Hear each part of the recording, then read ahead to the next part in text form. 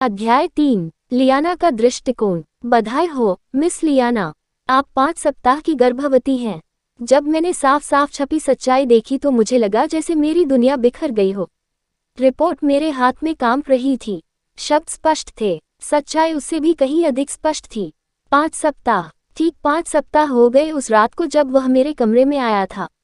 जिस रात मैंने उसे अंदर आने दिया, जिस रात मैंने उसे मुझ पर अधिकार जमाने दिया, मुझे तोड़ने दिया, मुझे बर्बाद करने दिया। किलियन वोल्फ, मेरा सौतेला भाई, मेरा पहला, सिर्फ मेरी ही, वो आदमी जिसके बारे में मैं सपने देखना बंद नहीं कर पाती थी, जिसके लिए मेरा दिल तड़पता रहता था। वो आदमी जिसने मुझे ऐसे छुआ जैसे मैं उसकी ही हूँ और मेरे कान में फुसफुसाया कि मैं उसी की हूँ। वो आदमी जिसने मुझे पूरी तरह से भर दिया, मेरे अंदर समा गया, रात भर मुझे थामे रखा और फिर गायब हो गया।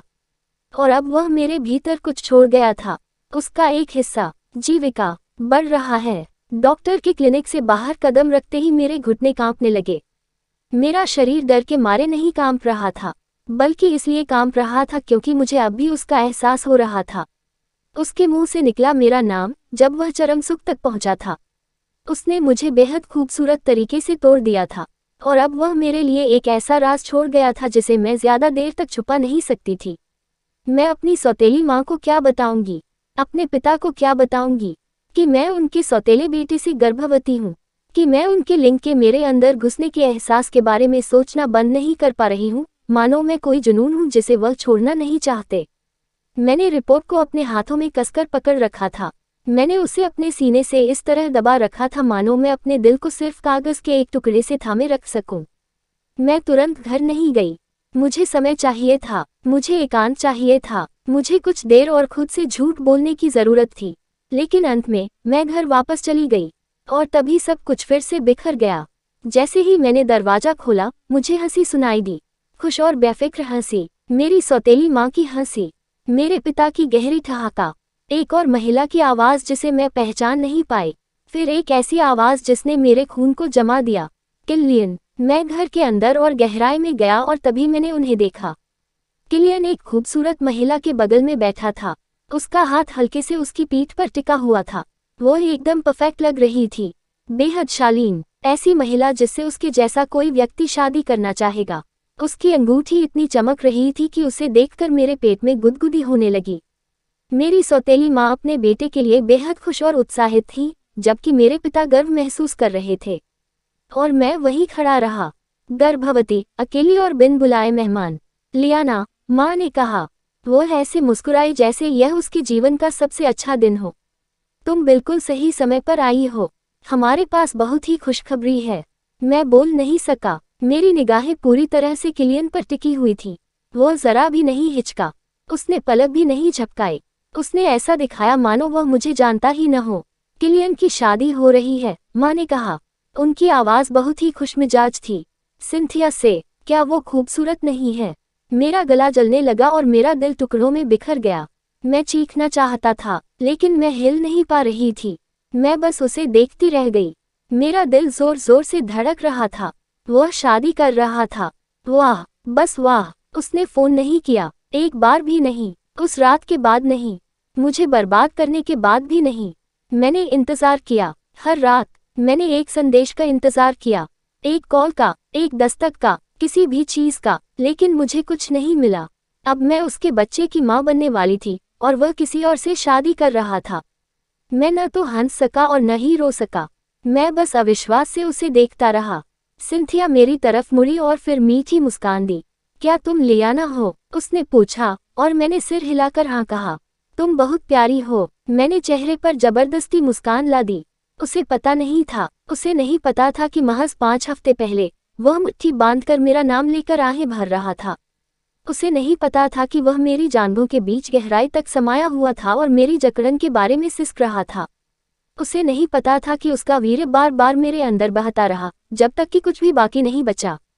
और उसे यह बिल्कुल नहीं पता था कि अब मैं उसके बच्चे को अपने गर्भ में लिए हुए हूँ। बधाई हो, मैंने धीरे से कहा। ये तो बहुत ही अच्छी खबर है। किलियन की नजरें एक पल के लिए मुझ पर पड़ी, बस एक क्षण के लिए। मैंने उसे आखिरी बार देखा और वहां से जाने लगी। लियाना, माँ ने कोमल स्वर में पुकारा। क्या तुम नहीं रुकोगी? हम जश्न मनाने के लिए छोटा सा केक काटने ही वाले थे। आओ हमारे साथ शामिल हो जाओ प्यारी। मैंने अपने होठों पर एक कमजोर सी मुस्कान लिए उसकी ओर मुड़कर देखा। मैं बहुत थकी हुई हूँ माँ, मैंने धीरे से कहा। मैं कल रात ठीक से सो नहीं पाई। मैं बस थोड़ी देर लेटना चाहती हूँ। ओह बिल्कुल, उसने झट से कहा। आप जाए और आराम कीजिए, हम आपके लिए एक टुकड़ा बचा कर रखेंगे। मैंने सिर हिलाया और अपने पैरों को आगे बढ़ने के लिए मजबूर किया। और जब मैं अपने कमरे में पहुंची तो मैं बिस्तर पर गिर पड़ी और रोने लगी। चौथा अध्याय, लियाना का दृष्टिकोण। उस दिन मैंने खुद को अपने कमरे में बंद कर लिया और रोई। फिर रात में जब सब सो चुके थे, मैंने अपने दरवाजे पर दस्तक सुनी। मुझे पता था कि कौन हो सकता है, इसलिए मैंने दरवाजा नहीं खोला। मैं उसकी आवाज़ दोबारा नहीं सुनना चाहती थी।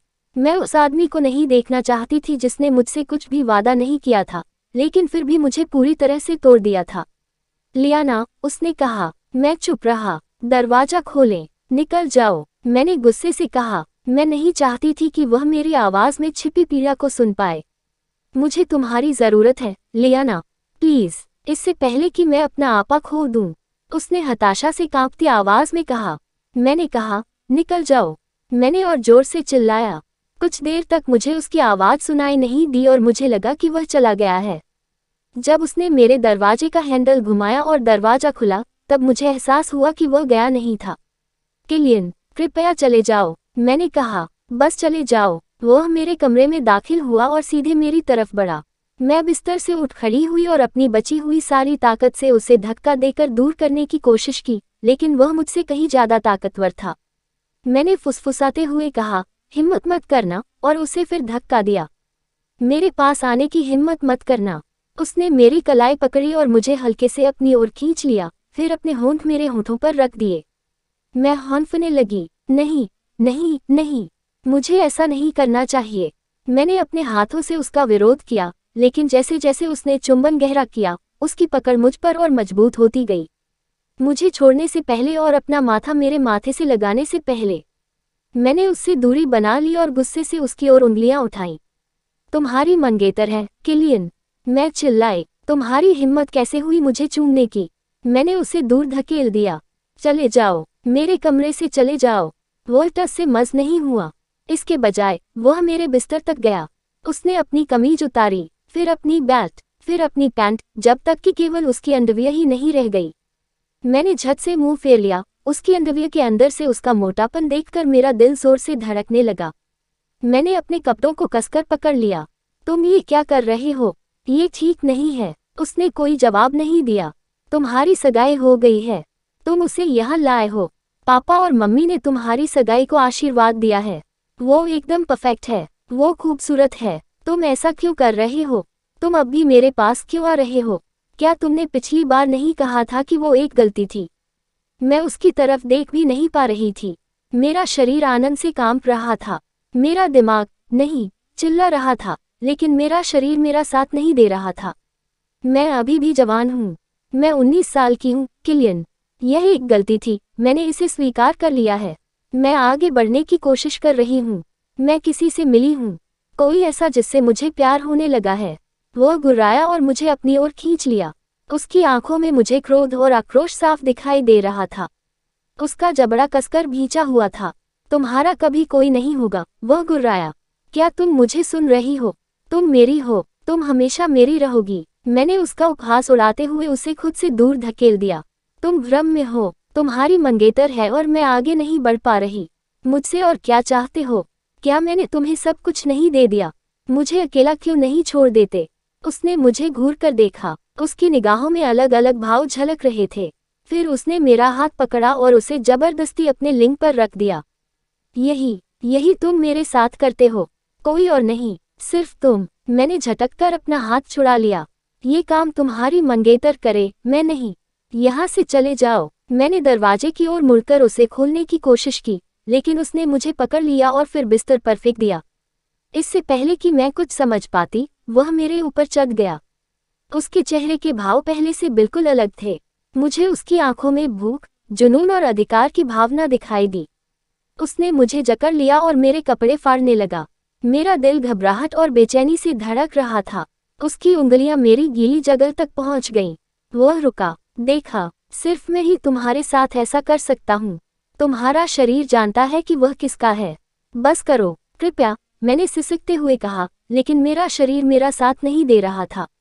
उसकी उंगलियां छेड़ती रहीं, अंदर जाती रहीं, रगड़ती रहीं, जबकि मेरे पैर कांप रहे थे और मेरा शरीर उसके स्पर्श के लिए तड़प रहा था। कह दो, उसने मेरी गर्दन पर फुसफुसाते हुए कहा। कह दो कि तुम मुझे चाहती हो। हाँ, मैंने हौंफते हुए और बेताब होकर कहा। फिर उसने जोर से प्रवेश किया, एक गहरा, अधिकारपूर्ण प्रहार जिसने मेरी सांसें रोक दी। वह बहुत जोर से, तेजी से और बेदर्दी से हरकत करने लगा। धक्का देते हुए उसकी निगाहें मुझसे हटी ही नहीं। मैंने अपनी आंखें बंद कर लीं, क्योंकि मैं उसे देखना नहीं चाहती थी। अपनी आंखें खोलो, उसने आदेश दिया। मैंने अपना सिर हिलाया और दूसरी तरफ देखने लगा। लियाना, अपनी आंखें खोलो, जब मैं तुम्हें चोद रहा हूं तो मेरी तरफ देखो, उसने फिर कहा, और जब मैंने उसकी बात नहीं मानी तो उसने मेरा चेहरा अपनी ओर झुकाया और मेरे अंदर और गहराई तक घुस गया, जिससे सदमे से मेरी आंखें खुल गईं और मेरे होठों से एक सिसकी निकल गई। अच्छा, उसने कहा, और फिर अपने होंठ मेरे होठों पर रखकर मुझे बेसुध कर देने तक चूमा। 5 हफ्ते, उसने धीमी आवाज में कहा। 5 हफ्ते तुम्हारे बिना, इसके बिना, तुम्हें नहीं पता इसने मुझ पर क्या असर किया। उसने और जोर से धक्का दिया। मैंने चादरें कसकर पकड़ लीं। ये बिल्ली मेरी है, उसने गुर्राते हुए कहा।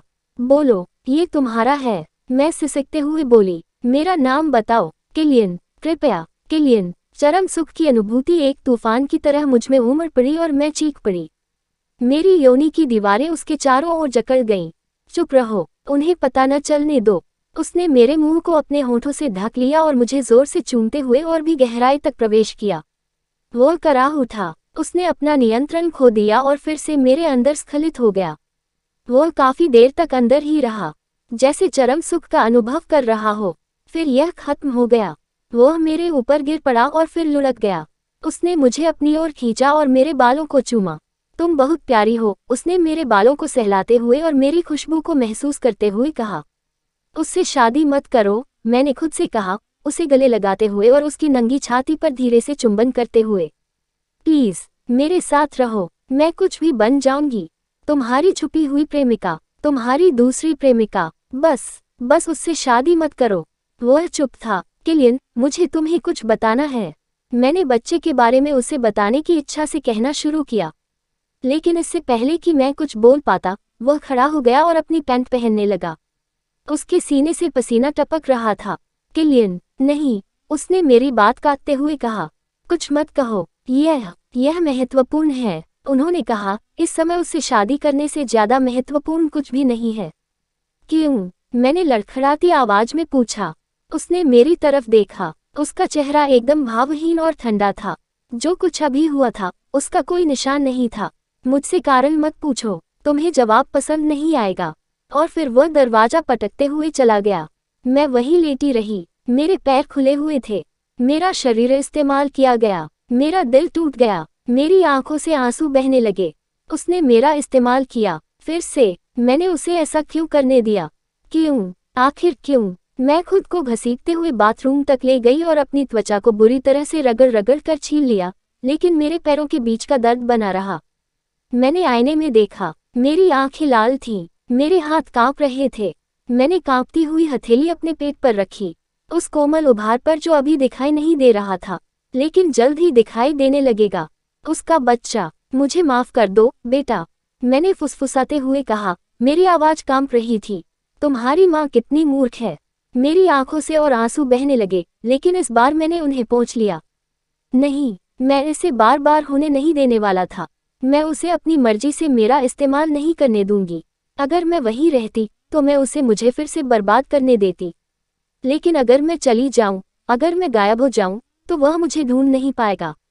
मैंने खुद को सुखाया और वापस अपने कमरे में चली गई। मेरा शरीर दुख रहा था, मेरा दिल खाली था, लेकिन फिर भी मैं आगे बढ़ी। मैंने अपनी अलमारी खोली, एक डफल बैग निकाला और सामान पैक करना शुरू कर दिया। मैंने उसमें कुछ कपड़े, कुछ नकदी और अपनी ज़रूरत की सभी चीज़ें डाल दी। मुझे भागना पड़ा, मुझे जाना पड़ा। किलियन मुझसे प्यार नहीं करता था। उसे मेरे शरीर से, मुझ पर नियंत्रण रखने से जुनून था, मुझसे नहीं। वह मुझे नहीं चाहता था। और वह निश्चित रूप से इस बच्चे को नहीं चाहता था। जब मेरी गर्भावस्था दिखने लगेगी तो मैं पापा का सामना कैसे करूंगी? मैं माँ की आंखों में आंखें डालकर कैसे देख सकता था? मैं उन्हें कैसे बताऊंगी कि मैं किलियन के बच्चे की माँ बनने वाली हूँ? हमारी गलती की वजह से यह परिवार तबाह हो जाएगा। पिता खुद को दोषी ठहराएंगे, माँ अपने बेटे को दोषी ठहराएंगी। उन्होंने जो जीवन बनाया था वह बिखर जाएगा और मैं उनके साथ ऐसा नहीं कर सकता था। नहीं, नहीं, मैं यहाँ और नहीं रह सकता। इस हालत में तो बिल्कुल नहीं। मुझे जाना पड़ा, मेरे बच्चे के लिए, हमारे भविष्य के लिए। तो मैंने किया। मैंने अलविदा नहीं कहा, मैंने कोई पत्र नहीं छोड़ा। मैं अभी चला